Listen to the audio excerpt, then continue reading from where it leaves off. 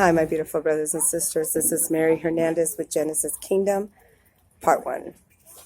So today I picked the title, The Rod. And as I was reading over a little bit of the notes, it also gave me a different revelation because a rod, I was thinking like an actual rod, like a scepter, but everything is a metaphor as I continue still learning and getting revelation in the Bible. So the rod stood out in Numbers as I was reading Numbers. I'm now reading Leviticus, or maybe, Deuteronomy, actually. So then it brings me back to Numbers. I'm in Numbers 16 and it has 1 through 50, so possibly it might be 2 or 3, but here we go.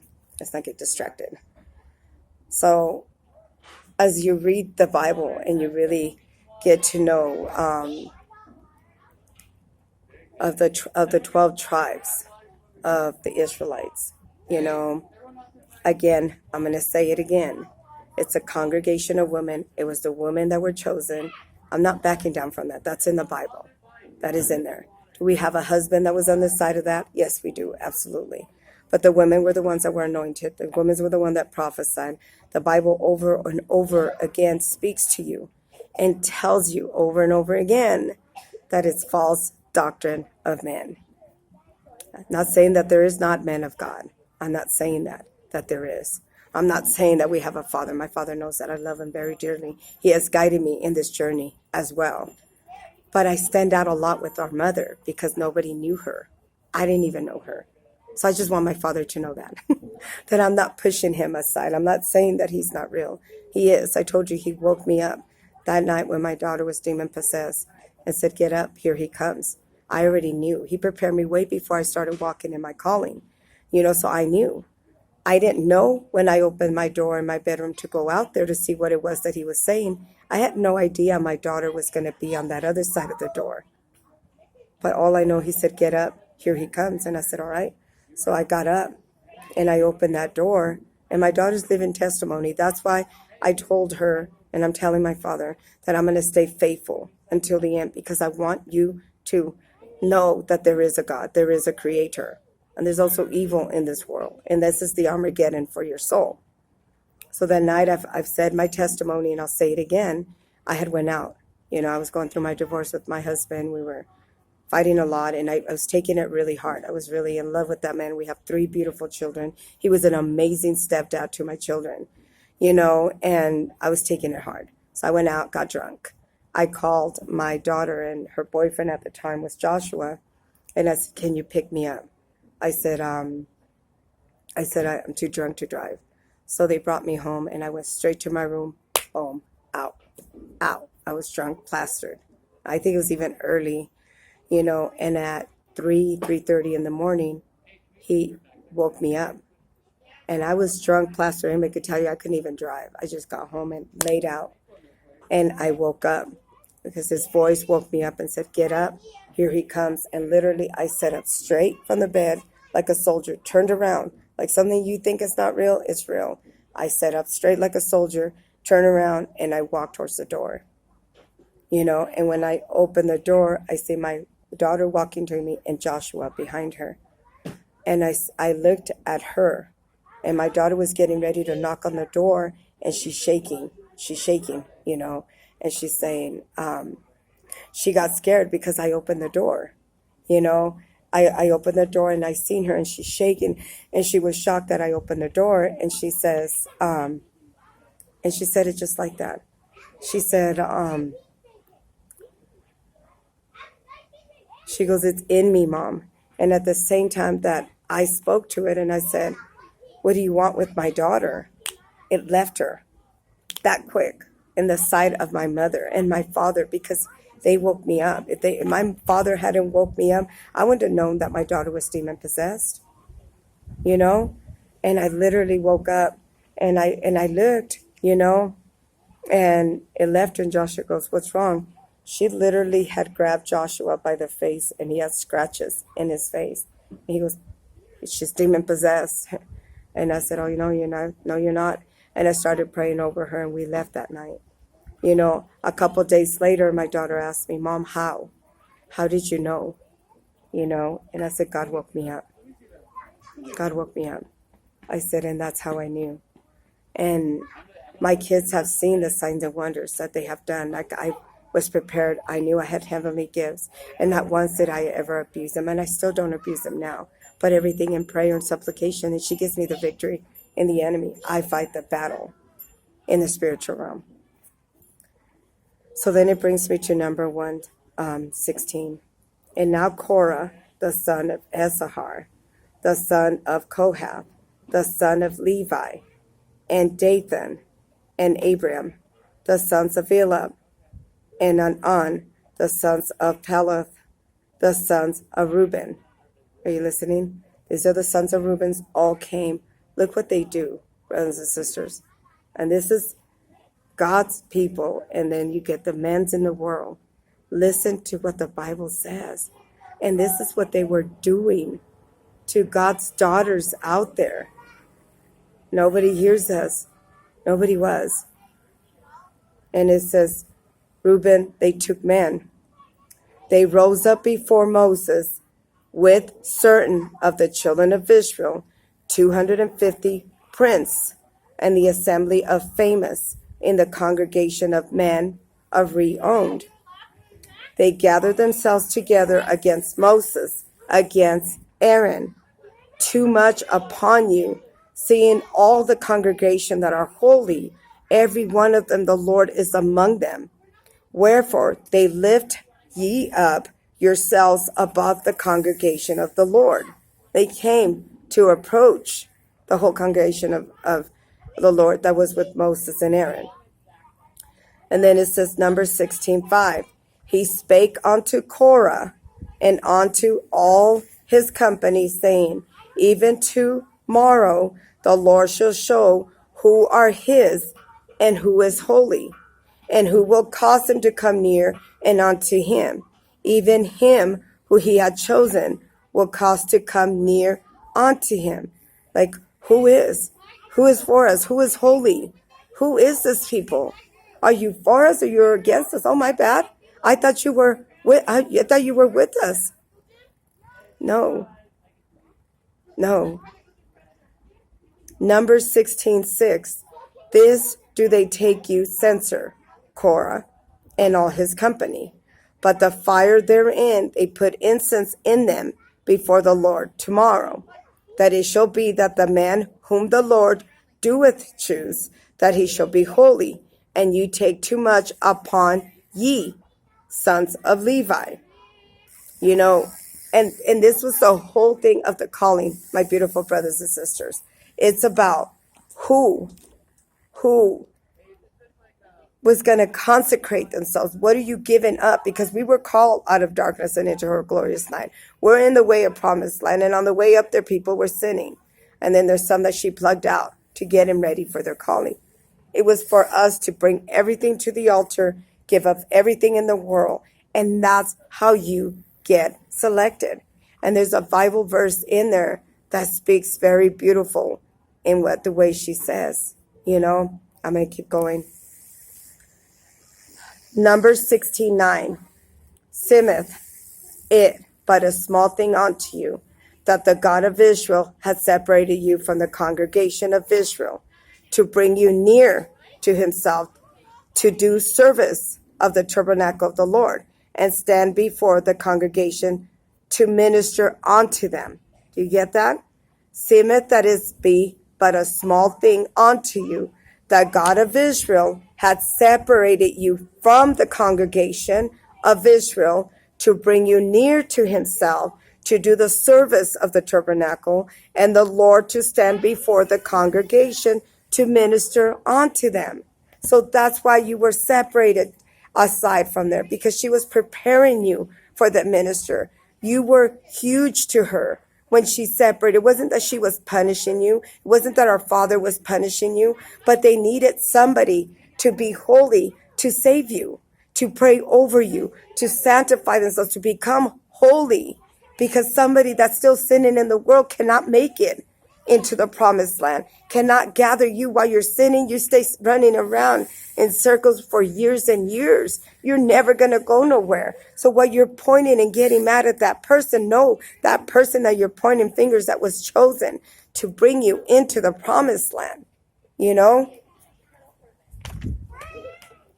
Numbers 16:10. And he had brought thee near to him, and all the brethren and the sons of Levi with thee, that you seek thee the priesthood also, for which cause both thou and all thy company are gathered together against the Lord. What is Aaron that ye murmured against him? And Moses that sent to call Dathan, Abiram, the sons of Eliab, which said that we will not come up. It is a small thing that thou hast brought us up out of the land flowing with milk and honey. This is to kill us in the wilderness, except they'll make themselves altogether a prince over us. You know? Moreover, thou hast brought us into the land that floweth with milk and honey, or given us an inheritance of the fields and the vineyards, that thou put the eyes of them, of this man, and that we will not come up. And also, as I was reading Deuteronomy, Exodus, Leviticus, it lets you know what it is. It's a process. It's just not overnight. It might seem like 7 days. It's not 7 days. So I also got a correction in thinking that, you walk 7 days, until the walls fall down, which we do. But then she places in there, and we stayed in there for 7 years. And then we grow the vineyard. We're ripping what we sow. And then we go and we help the poor while we're there. And then we journey on to the next. Do you get it? It's in there, and I get that, I told you, it's Bible prophecy is on the way into the promised land, and we're inheriting the land that was rightfully ours, that was taken from our children's children. And she's giving it back. She gives us a victory. We just pray our way. Battle. The sword is the Bible. That's our victory. That's why you have to stay in prayer. So Numbers 16:15, Moses was very wroth and said unto the Lord, respect not thou their offering, that I have not taken one ass from them, but neither have I hurt one of them. And Moses said unto Korah, be thou all thy company before thy Lord, and thou are they, and Aaron tomorrow.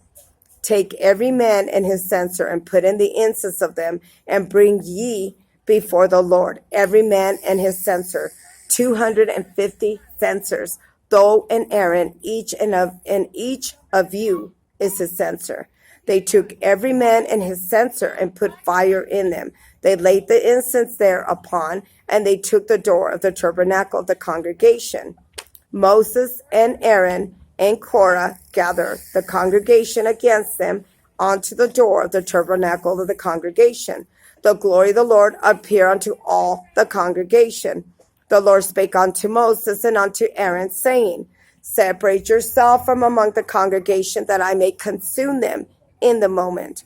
That they fell upon their faces, and they said, O God, the God of the spirits of all the flesh, they shall one man sin, will thou be wroth upon the congregation.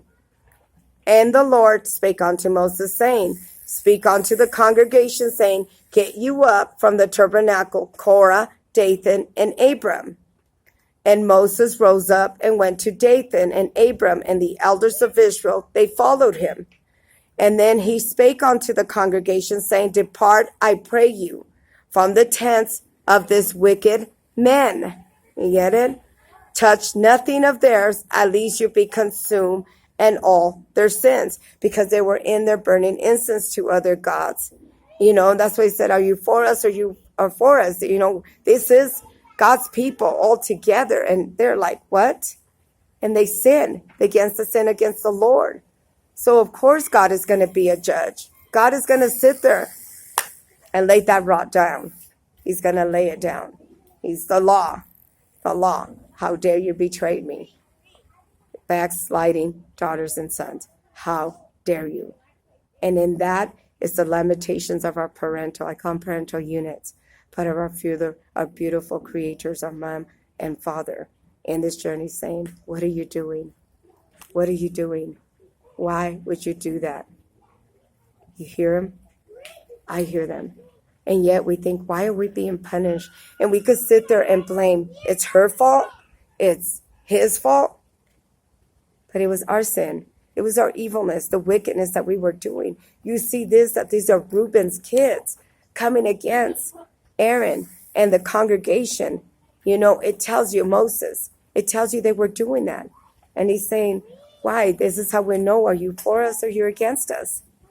You know, who's holy and who isn't? Then he says, Numbers 16:27. So they got up from the tabernacle of Korah and Dathan and Abiram on every side. And Dathan and Abiram came on, and they stood at the door of their tents. They're with their wives, their sons, and the little ones' children. All of them that were in tent. All his family was in there. And Moses said, hereby you should know that the Lord had sent me to do this works, for I have not done them from my own mind, but it's the Creator that sends. When he sends his wrath, whoa, though he slay me, I will trust you. You know, and he tells them that.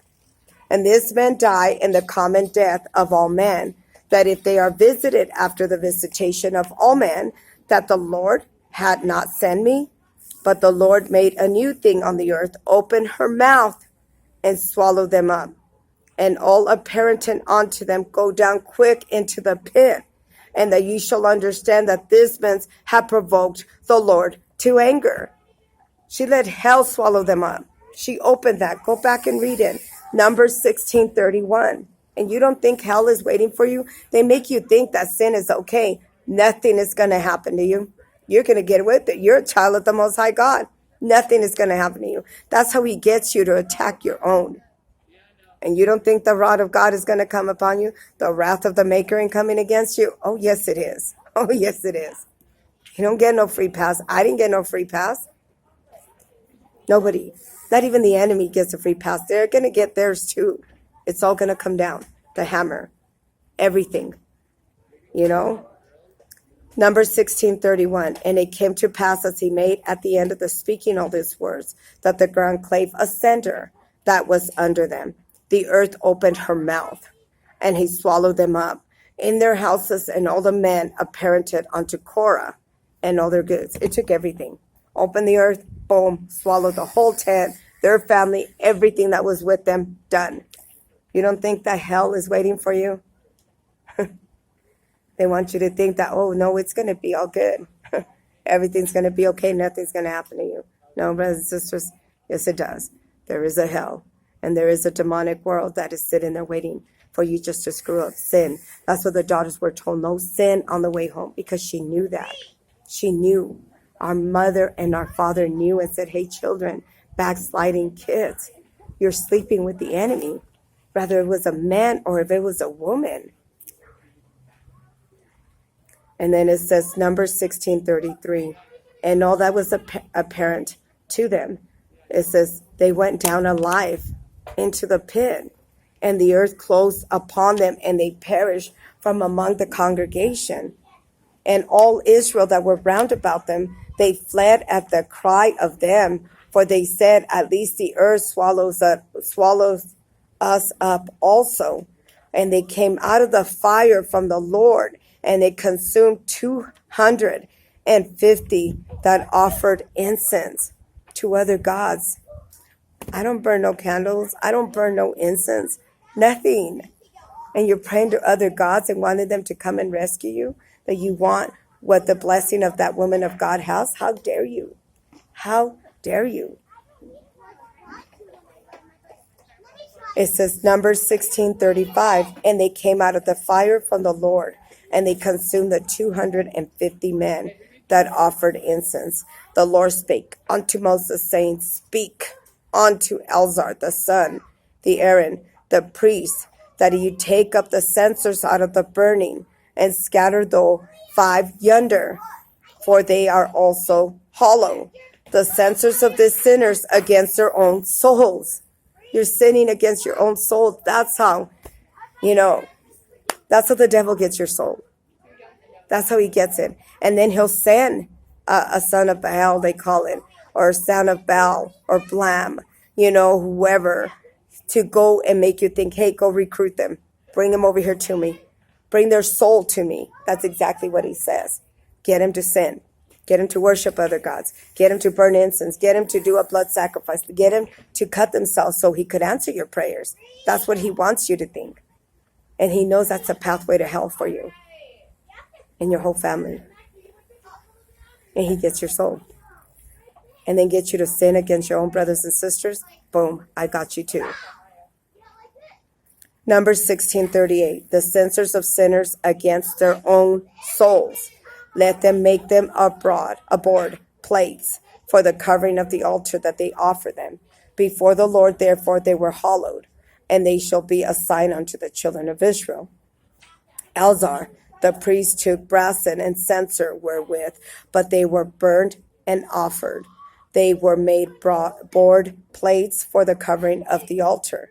The memorial unto the children of Israel that no strangers, which is not of the seed of Aaron, come near to offer incense before the Lord, and he be not as Korah and his company, as the Lord said to him by the hand of Moses. But on the morrow all the congregation of the children of Israel murmured against Moses and against Aaron, said, you have killed the people of the Lord. And it came to pass, and do you see how everybody's it's their fault. You did this, you did that. Nobody did it. They sin against the Lord. There's consequences for the sin. Example, the people that are attacking me with witches and warlocks, demons and demons. That's the consequences that you're doing. You're attacking, you're causing evil against that person. The wrath of God, the hammer, is going to come at you for your sins because of what you're doing. And then it's not my fault.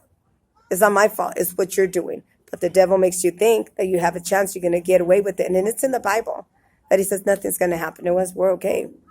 We're chosen. We've been getting away with it for so long, attacking all these God's people on the way to the promised land. And we're still up here in the throne. And it tells you that in the Bible. Now, Numbers 16:42. It came to pass when the congregation gathered against Moses, against Aaron, and they looked towards the tabernacle of the congregation. Behold, the cloud covered in the glory that it appeared, that Moses and Aaron came before the tabernacle of the congregation. The Lord spake unto Moses, saying, get up and go among the congregation, that I consume them. But in the moment they fell upon their face. Moses said unto Aaron, take the censer and put the fire from all the altar and put the incense, and go quickly unto the congregation, make an atonement for them, for the wrath has gone out from the Lord, and the plague has begun. So they're sitting there accusing him and saying, hey, you have done this. So then God sends a plague among you. He says the plague among you because you're still getting mad at the person that's doing God's will for their sins.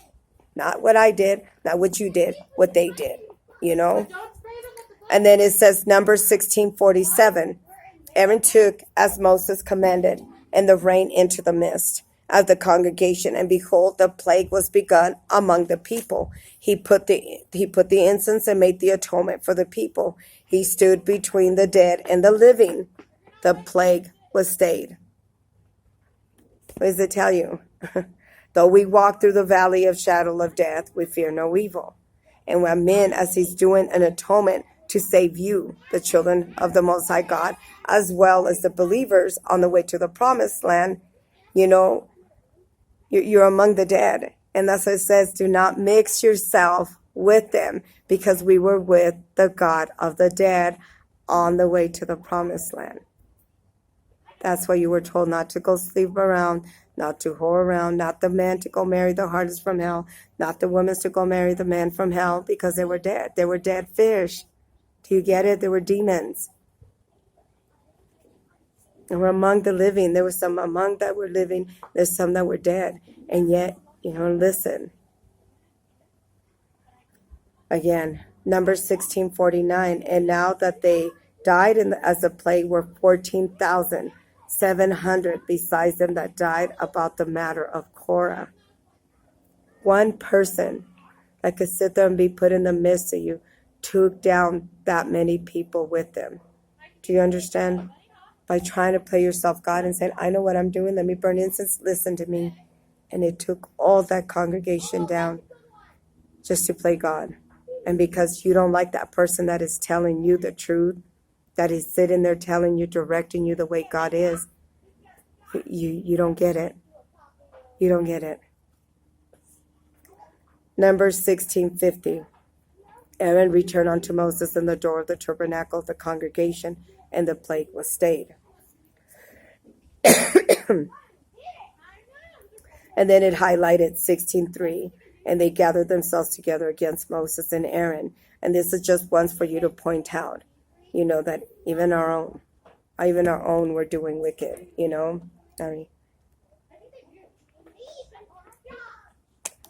Sorry about that. And then it talks about going down in a pit.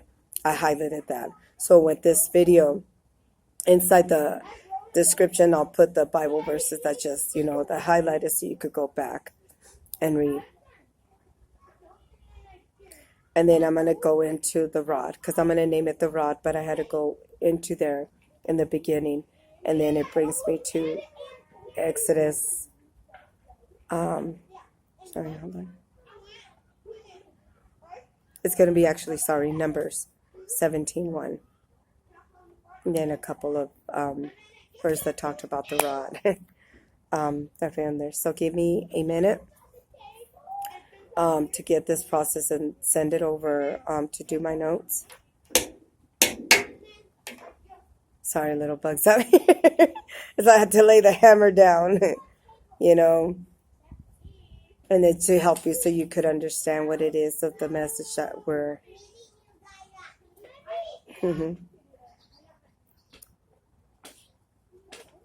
And maybe it helps you. Okay? We'll see you for part 2 video. Shalom, shalom.